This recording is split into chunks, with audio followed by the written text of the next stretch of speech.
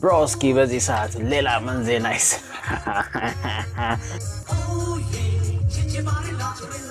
22 ዓመት በኋላ መድፈኞቹ ማሸነፋቸውን ተከትሎ ፍየል ሊትራሊ ፍየልና ማሊያ ተወዷል። በዳላስ ቴክሳስ ኳሱን ያየንበትንና አፍሪካን ነግራችኋለሁ።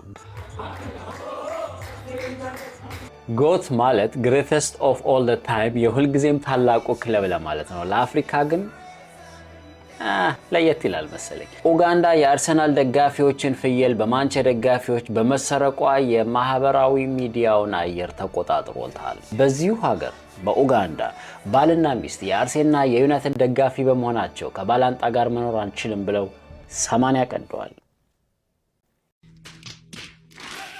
በኢትዮጵያ አርሰናል ማሊያ ኦሪጂናሉ እስከ 15000 ብር ከመሸጡ በላይ በነገራችን ላይ ስሜቱ እንዴት እያደረጋችሁ ሰንጋም ሰዓት ላፊም ማስጥሏል እኮ አርሴ። በሐዋሳ የሞተር ሳይክል ሰዓት ወጃ፣ በአርባ ምንጭና በወላይታ አረካ የፖሊስ መግለጫን፣ በሶዶ ዩኒቨርሲቲ ደግሞ የተማሪዎች እቻሪፍ ነች የድል እራት ለማዘጋጀት ምክንያት ሆኗል።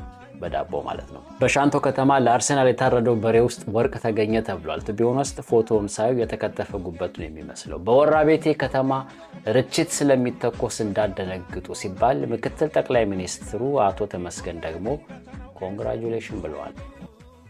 መንገዶች ተዘግተው በሬ የታረደ ልክ እንደ ዓመት በዓል ሲከበር የሰርግና የደስታ ዘፈኑ ተቀይሮ አርሴ ሲባል ስሜቱ እንዴት እያደረጋችሁ ነው? ቻምስ ኬንያ ለአርሴ ድል ቤተክርስቲያን ሄደው ስለት ያስገቡ በመዝሙር አምላካቸውን ያመሰገኑም አሉ። ዳላስ ኳሱን እንዴት እንዳየነው ላሳያችሁ። የአርሰናል ድጋፍ እንደ አፍሪካ በአደባባይ መንገድ ተዘግቶ በትልቅ የስብሰባ አዳራሽ ዓመት በዓል መስሎ ቤተ እምነት ድረስ ተሄዶ የተከበረው በአፍሪካ ብቻ ነው። እዚህ የለም። አርሴና አፍሪካን ምን በተለየ ያዋደዳቸው? ኮመንት አድርጉ። የአርሴ ደጋፊዎች በድጋሚ እንኳን ደስ አላችሁ ሻምስ።